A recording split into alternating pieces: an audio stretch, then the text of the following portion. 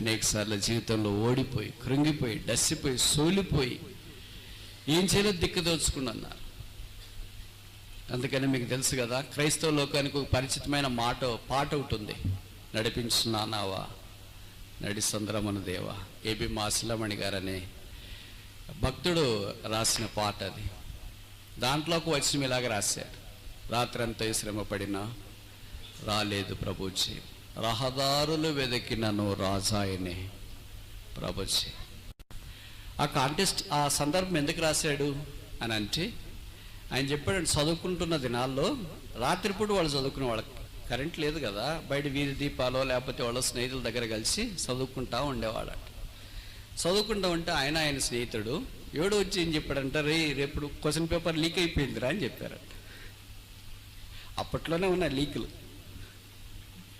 కనుక ఈయన ఏం చేశాడంటే, మరి ఇప్పుడు ఏం చేస్తున్నారా అంటే, పలానా వాళ్ళ ఇంట్లో అమ్ముతున్నారంటారా, అక్కడి నుండి మనం రాసుకోవాలంట అని అన్నారు. అప్పుడు ఆ ఇద్దరు రాత్రంతా బయలుదేరారంట. ఆ వీధుల్లో వెళ్తా ఉంటే, ఎవరి దగ్గర క్వశ్చన్ పేపర్ ఉంది అనే వీధుల దగ్గరికి వెళ్తే వాళ్ళు మా దగ్గర క్వశ్చన్ పేపర్ లేదు అని అన్నారంట. ఇప్పుడు రాత్రంతా గడిచిపోయింది. ఉదయం పరీక్షకు పోతే ఏం రాయాలో తెలియకుండా పరీక్షలో ఫెయిల్ అయ్యాడు. అప్పుడు బయటకు వచ్చిన తర్వాత ఈ పాట రాసినాడు: రాత్రంతా శ్రమ పడినా రాలేదు ప్రభుజీ, రహదారులు వెతికిన ఆయనే. అనేకసార్లు క్రీస్తుకి వెలపడ్డా మనం ఎన్నో ప్రయత్నాలు చేస్తుంటాం. ఒక మనిషిని చూడండి, నేను ఎంత ప్రభావితం చేస్తాను, ఎంత భక్తులనైనా. రాత్రిపూట ఏదో చదువుకునేవాడు బుద్ధికి చదువుకోకుండా ఎవడో ఒకళ్ళు మనం చదువుకోవాలని అనుకుంటాం, మనం బాగుండాలని అనుకుంటాం. మన చుట్టూ ఉన్న వాళ్ళు ఉన్నారే, వాళ్ళు అమ్మగారు, నాన్నగారు కావచ్చు, అక్క కావచ్చు, తమ్ముడు కావచ్చు, చెల్లి కావచ్చు, వాళ్ళే మనోళ్ళే కావచ్చు. వాళ్ళే వచ్చి చదవడం ఎందుకు రా, క్వశ్చన్ పేపర్ లీక్ అయింది మానేసినారు, క్వశ్చన్ పేపర్ దొరుకుతుందని వెళ్ళినారు. రహదారులు వెతికినను రాసాయనే ప్రతిఫలం. వెతికే ఊరంతా రాలేకపోయింది. అందుకని తిరిగి నీ దగ్గరకు వస్తున్నావు, నీవే మమ్మల్ని నడిపించాను. ప్రభువుకు స్తోత్రాలు. దేవుడి తర్వాత ఆయన కరుణించినాడు, చదువుకొని పాస్ అయిన గొప్ప పండితుడైపోయాడు. అది చరిత్ర. అలాగే దేవుని భక్తులైన వారు దేవుని కొరకు జీవించట్లో ఎంత ఓడిపోయినా దేవుడు వారిని విడిచిపెట్టలేదు, తిరిగి ఆకర్షించాడు. ఈ మధ్యాహ్నం మనం కూడా బల దగ్గరికి రావచ్చు. దేవరాత్రంతా నేను కూడా ప్రయాసపడినా, రహదారులు వెతికినాను. ఎంత ప్రయత్నం చేసినా అంత ఓటమిలోనికి వచ్చింది. పేతురు కూడా లూకాసు వార్త 5వ అధ్యాయంలో రాత్రంతా చేపలు పట్టాడు, ఒక్క చేప దొరకలేదు. కొన్నిసార్లు మనం కూడా రాత్రంతా ప్రార్థనలు చేస్తుంటాం, రాత్రంతా చదువుతుంటాం, రాత్రంతా ప్రయాసపడుతుంటాం. కానీ రాధాయనే ప్రభు చేయము. రహదారులు వెతికినను రాలేకపోయింది. రక్షించు నీ సిలువ రమణీయ లోతుల్లోనికి మమ్మల్ని నడిపిస్తుంది. ఓడ కాదు, జీవితం కాదు, మా మార్గాలు కాదు, మా పద్ధతులు కాదు, ఒకటే, రక్షించు నీ సిలువ. అందుకని రాశాడు, బాసిల్లెను సిలువలో పాపక్షమాపణ. ఆ సిలువలో నుండి కారింది రక్తంతో పాటు పాపక్షమాపణ. ఈ మధ్యాహ్నం తిరిగి ఆ రావచ్చు. నాలాంటి వాడి సిలువ దగ్గరికి రావచ్చా? నాలాంటి వాడిని జీవితం ఆ సిలువ రక్తం కడిగి శుద్ధీకరిస్తుందా? నాలాంటి వాడిని కూడా దేవుడితో జీవం గల దేవుని సంఘంలో ఉంచుకొని వాడుకోగలడా? సిలువ దగ్గరికి వస్తామా? యేసు రక్తంలో కడగబడి శుద్ధీకరించబడి, ప్రభువా నా ప్రవర్తన బాగలేదు, అందుకే మా ఆవిడ రక్షించబడలేదు, మా ఆయన రక్షించబడలేదు, మా పిల్లలు కూడా రక్షించబడలేదు, సంఘంలో కూడా మేలు లేదు. ఈ మధ్యాహ్నము నన్ను నేను నా ప్రవర్తన బాగుంచి వ్యర్థమైన ప్రవర్తనలో నుండి సత్ప్రవర్తనలోనికి తీసుకురా. నీ యొక్క రాజ్యంలో నన్ను కూడా వాడుకో. మన పిల్లలు స్కూల్కి పంపించిన మనకు స్కూల్ నుండి వాడు ఏడుస్తూ వస్తే, ఏంట్రా ఏడుస్తున్నావు అని అంట. కొట్టారు అని అన్నాడు అనుకో, మనకంతా కోపం, ఉక్రోషం. ఎవరు కొట్టారు, ఎక్కడ కొట్టారు, ఎట్లా కొట్టారు? టీచర్ కొట్టింది. ఎందుకు? హోంవర్క్ చేయలేదు. మనం మేఘాల మీద టీచర్ దగ్గరికి వెళ్తాం. 9 నెలలు మోసి కన్నా నీ కుమారుని టీచర్ హోంవర్క్ చేయకపోతే ఒక దెబ్బ కొడితే నీ పేగలు తరక్కపోయాయి. నీ కోపం తారాస్థాయికి వచ్చింది. దేవుడు తన కుమారుని రోమీలు 39 కొరడా దెబ్బలు కొడుతుండగా, కొట్టొద్దు, నా కొడుకు ఏం తప్పు చేయలేదు అని చెప్పలేదు. అలాగే చెబితే ఇది నన్ను ఆరాధించడానికి మనం రాలేము.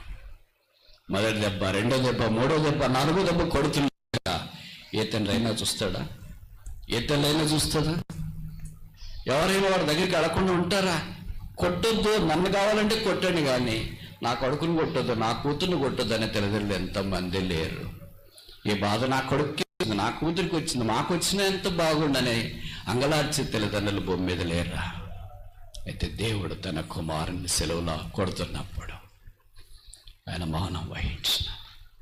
బైబిల్లో రాయబడింది, అతను నలుగుగొట్టుట యెహోవాకు ఇష్టమా. కొట్టి కొట్టి కొట్టి కొట్టి ఆయన దేహం అంతా చిత్రవదగా చేయబడి, బైబిల్లో రాయబడింది, స్వరూపమైనను సొగసైనను లేకుండా ఆయన చేయబడి వికారుడుగా మార్చబడిన. చనిపోయిన ప్రతి మనిషిని, శవాన్ని గుర్తించడానికి అవకాశం మీరు చూసుంటారు కదా. మీకు పరిచయం వాళ్ళు ఎక్కడైనా చనిపోయినారని తెలిస్తే చాలా బాధపడతారు. అయినా కడసారి చూసి వస్తామని వెళ్తారు. చూసిన తర్వాత బయటకు వచ్చేటప్పుడు ఏంటమ్మా చూసి వచ్చారు? అయ్యో, గుర్తుపట్టడానికి వీలు కాదక్క, ముఖం అంత ఇలాగ అయిపోయింది, కళ్ళన్నీ పచ్చగా అయిపోయినాయి, చేతులన్నీ ఇలాగైపోయి అంతా కప్పేశారు, ముఖం మాత్రం అలాగ ఉంచేస్తారు. అబ్బా, ఎలాగైపోయిందో, ఎలాగ మారిపోయాడు. ఒక మనిషి చనిపోతే రోగంతోనో, బాధతోనో, యాక్సిడెంట్తోనో, అపాయంతోనో గుర్తుపట్టడానికి వీలు కాకపోతే, దేవుడు తన కుమారుని శిలువలో కొట్టినప్పుడు, మొత్తినప్పుడు, అప్పగించినప్పుడు గుర్తించడానికి వీలు లేకుండా రూపినిగా శిలువలో మార్చినాడు. మహిమకు తక్కువ వచ్చిన మనల్ని మహిమలో తీసుకుని వచ్చుట కొరకాయ ఆయన రక్తము కార్చి చనిపోయి సమాధి చేయబడి తిరిగి లేపబడడం ద్వారా ఇప్పుడు మహిమకు వెలపట్టున్న మనము, మహిమకు దూరమైన మనము, మహిమకు తక్కువ వచ్చిన మనము ఇప్పుడు ఆయన మహిమలో తెచ్చి, అలాగే యేసుక్రీస్తు ప్రభుని ఎందుకు వచ్చినారు ఈ భూమి మీదకని దేవదూతలు అడిగితే, హెబ్రీ పత్రికలో చేయబడిన అనేకులైన కుమారులను మహిమలోనికి తెచ్చట కొరక. ఏం చూసి మమ్మల్ని ప్రేమించిన, ఎందుకు మా దగ్గరికి వచ్చిన, ఎందుకు మా ఊరికి వచ్చిన, ఎందుకు మా కొరకు భూమి మీదకి దిగి వచ్చిన, ఎందుకు మా కొరకు సెలవులో చనిపోయినా, ఎందుకు మా కొరకు రక్తంగా వచ్చిన. మేము మీ కులమా, మీ ప్రాంతమా, మీ అందమా, మీ ఐశ్వర్యమా, మీ వల్లే పరలోక రాజ్యం ఉండేవారమా, మీ అంత గొప్పోడమా, మీ పేరు పలకడానికి కూడా, ఉచ్చరించడానికి కూడా ఈ నోరు యోగ్యమైనది కాదే. అలాంటి నామాన్ని మాకు ఇచ్చిన, ఏమి తెలిసి ప్రేమించిన. ఆయన ప్రేమకు అంతు లేదు, హద్దు లేదు, పరిమితి లేదు. ఆయన ప్రేమ ఉన్నతమైనది. ఆ పాదపీఠ మీదట సాగిలపడి పాత నిబంధనలో భక్తులు ఈ మాటలు రాస్తున్నప్పుడు, యెహోవా గొప్పవాడని రాస్తున్నప్పుడు, గొప్ప రక్షణను రాసినప్పుడు, గొప్ప నామమని రాసినప్పుడు, గొప్ప కార్యములను రాసినప్పుడు, గొప్ప ఆదరణను రాసినప్పుడు, గొప్ప మహిమను రాసినప్పుడు, యేసు ప్రభు వారి భూమి మీదకి మానవుడిగా క్రిస్మస్ లేదు. యేసు ప్రభు ఈ భూమి మీద అద్భుతాలు చేయలేదు.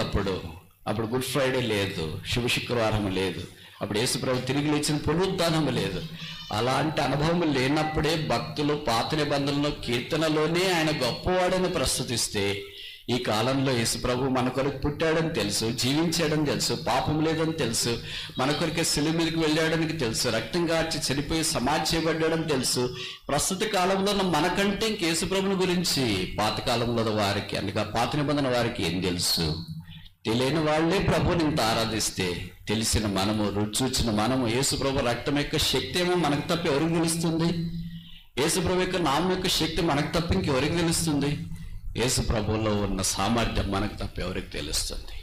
అందుకనే పరలోక సైన్య సమూహంతో మనం కూడా చేరి, పావనుడా మా రక్షణ కొరకే స్తోత్రములను విమోచించబడిన ఆత్మ ఈ దినాన ఆయన సింహాసనం మీదట సాగిలపడి పాదపీఠ మీదట మోకరించి తమ ఆరాధనల సింహాసనం మీద ఆ రక్షకుని, విమోచకుని, గొప్ప దేవుణ్ణి ఆశీర్వదించును గాక.